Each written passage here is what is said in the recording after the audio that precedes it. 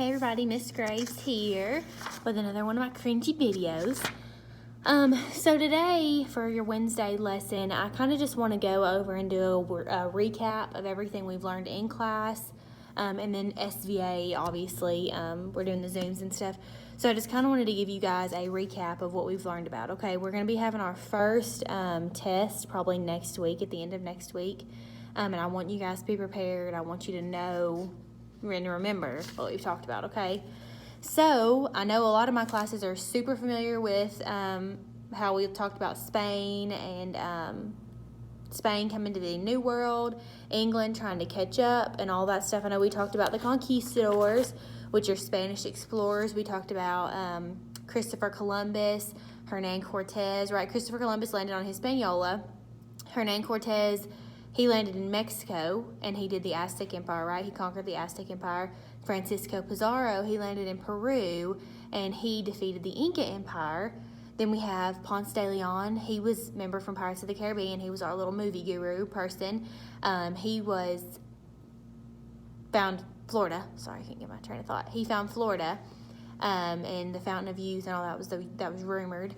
And then we have Amerigo Vespucci. He's got a funny name, and he was our conquistador that landed in South America, and the Americas are named after him. And y'all know all that, okay? Then we talked about the Columbian Exchange. We did that bell ringer this past week, and in my SVA class, we talked quite a bit about it too. So the Columbian Exchange, remember, was the exchange between the Old World and the New World.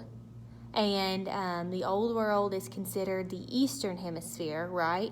And the New World is the Western Hemisphere, and they're divided by that line. Remember, I did a dotted line in class? And that line is the prime meridian, okay? The line that divides the world in half is the prime meridian. I think a lot of people put axis on the quiz, but it was not axis. Axis is what the world spins on. There's like a little rod in the middle of the world, and there's the world kind of spins around the axis. I think that's what it is. I'm not really a science teacher, but I think that's what the axis is. But it was not the axis. It's called the prime meridian. So you have the equator, right? And the world is like right here. The equator is horizontal, and around the equator it's hot. You know, you have all the warm climates there. That divides the world in half from the southern hemisphere to the northern hemisphere, right? So the equator is the horizontal one, and the vertical one is the prime meridian, and y'all need to know that, okay?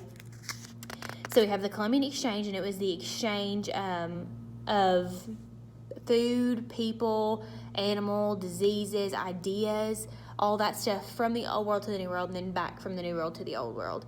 We talked about that. Horses was a good example. Horses did not live in the New World before the Columbian Exchange. They were brought over from people that lived in like Spain and England whenever they were coming over to the New World, okay? So then we talked about the English arriving, and we had a whole section of notes on that. That was your first illustrated notes section. We didn't do illustrated notes for any of the other previous notes, but those were your notes that you're supposed to take illustrated notes on first. So don't forget about those. I will be taking those up next time you come to class. And for my SVA kids, y'all are different, but y'all know that. So the English arrive, so they see Spain, all these Spanish conquistadors going over to the New World, and they're obviously jealous. They want some land in the New World too. So that's whenever Queen Elizabeth, remember we talked about her with her makeup that ended up killing her, she was the one who was like, okay, well, we've got to send people over. So that's whenever she got Sir Walter Raleigh. Sir Walter Raleigh then said, okay, well, we are going to, I'm going to send my little he-men over there, and they're going to do it. Then he sends John White, and John White was kind of like the mayor of the new colony that England was going to settle in the New World, in the Americas, the North America, and that was called Roanoke, and y'all know all about Roanoke because it's kind of our creepy little lesson. So Roanoke, John White comes over and settles it. Whenever they first get over here, John White has a granddaughter. Y'all remember her name, Virginia Dare.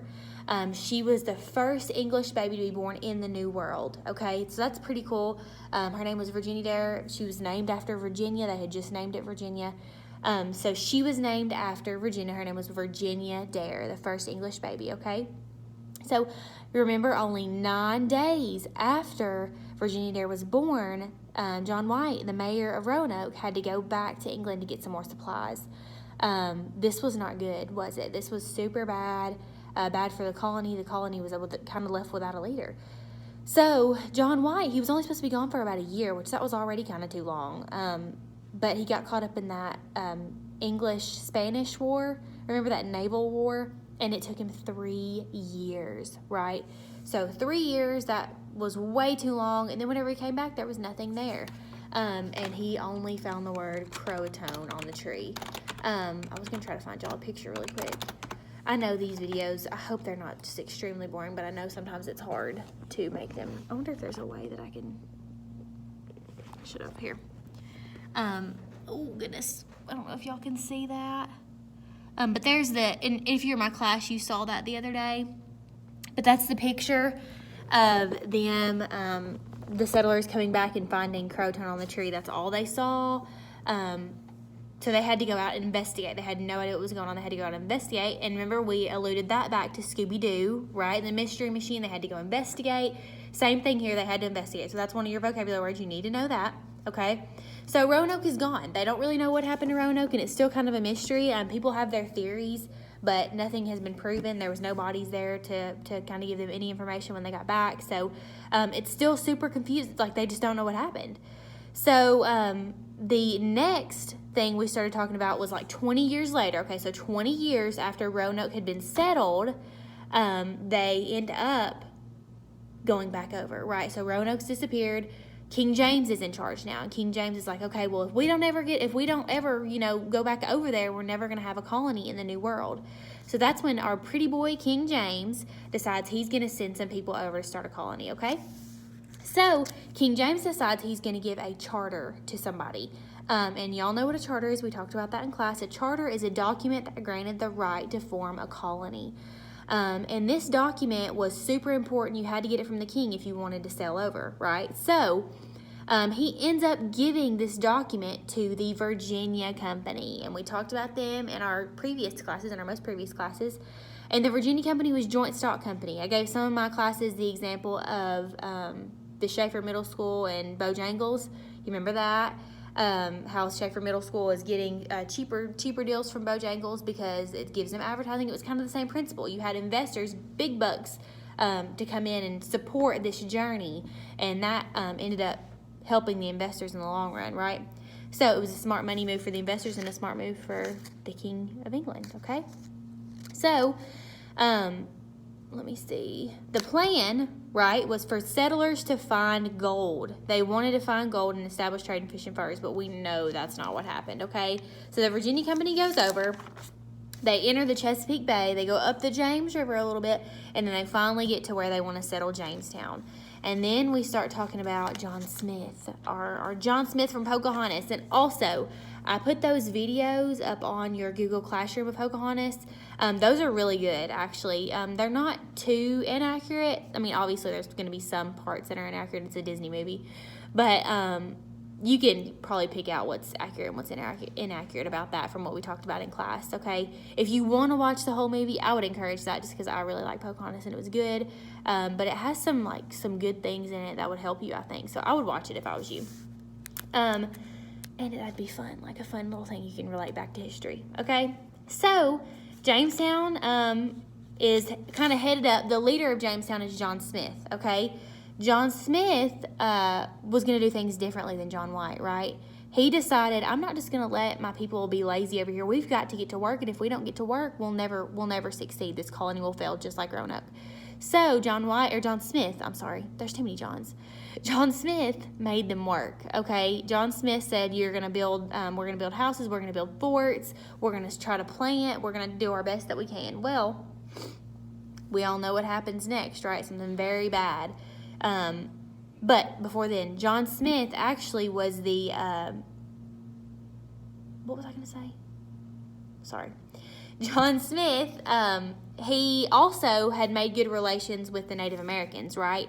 So with the Native Americans, he decided, okay, well, there's really only one option because they know the land way better than we do.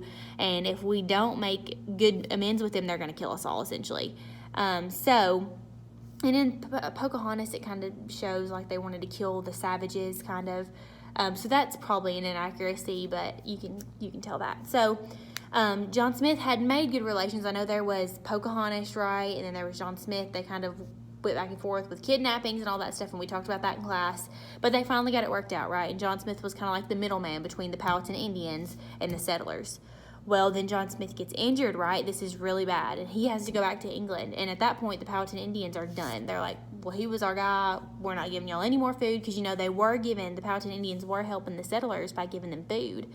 Then they decided, okay, we're not going to give them food anymore. No more food. Y'all are done. And then they really were done. And that's whenever from 1609 to 1610 we enter what's called the starving time, where these people were just so hungry and they were starving. And so that's where it kind of got really bad for them. However, they were able to pull themselves back out, right? So Jamestown did survive this awful time. And one of the reasons was because more and more English settlers were coming over, right? Because we talked about this too. They didn't have phones that said, hey guys, don't come over here, like it's terrible, we're starving. They didn't have that. They would have to put somebody back on a ship with a letter, send them back over to England, and then there was a possibility that they may not even make it, you know, so because they were already weak, they were starving. That was just not feasible. It wasn't even an option. So that's whenever more and more colonists started coming over, because they didn't know. And then the colonists who had died were being replaced by new colonists, and the colonists who were like kind of on their last leg, they were fixing to die of starvation, were able to get some nourishment, and that people who were new to the colony were able to go out and help them with food. So they kind of bounced back. These English settlers coming over really helped them bounce back, right? Then we have the growth of tobacco. Tobacco was huge. Tobacco ended up being one of the biggest cash crops in America for a long time, but this is kind of where it started, right? So they begin growing a type of tobacco using seeds from the West Indies. So the West Indies is over in India, there's an Indies, and then also there's a few Indies islands in the Caribbean. So they get these seeds and they start growing it, and then soon planters all along the James River were raising this valuable crop, okay, and that got them back on their feet too, because they were able to sell it, and it made better relations with the Native Americans by having this super like luxurious crop, and they could smoke it in their pipes and they just felt fancy. So anyways, that's as far as we've gotten. Whenever we come back, we're going to cover, right now we're on page 10 of the book, and so we're going to cover, whenever we come back, page 11, and then we're going to go into our standards, and y'all have your standards. We're going to go into standard 8.02 and 8.04. So if you want to kind of look over those, if you want to go ahead and kind of familiarize yourself with what we're fixing to be talking about, you can. This is lesson 2, chapter 1, lesson 2. In the book, it's pages 13 through 18. Oh, and we get to talk about the Salem witch trials. That's fun. But this chapter is actually super interesting, and we'll talk about the Puritans and how they came over, Native Americans, a little bit of bloody violence, but not too much in this chapter. But Native Americans and all that stuff. So we'll be talking about that. But it's chapter 1, lesson 2. If you want to get on Clever, and then click on the McGraw-Hill book, that would probably be really helpful to you. But that's all I have for you guys today. Please make sure to do your illustrated notes. And then also, if you're watching this video, I hope y'all watch it today, Wednesday, the 26th of August. I hope you watch it today. If you do, please let your friends know. We will be having a retake of the How History Works quiz Thursday and Friday. Virtual teachers are needed in the library for a meeting, please. Thanks. Whoops. Well, that's me. I gotta go. Y'all are probably happy about that. I'm sorry if this was super boring. I try to make them interesting. In class, especially with our pictures and stuff. But so just tell your friends we're having a retake of the quiz Thursday and Friday. Please be prepared for that. Watch this video. Tell your friends to watch this video. And that's it. I'll see you guys later. Bye.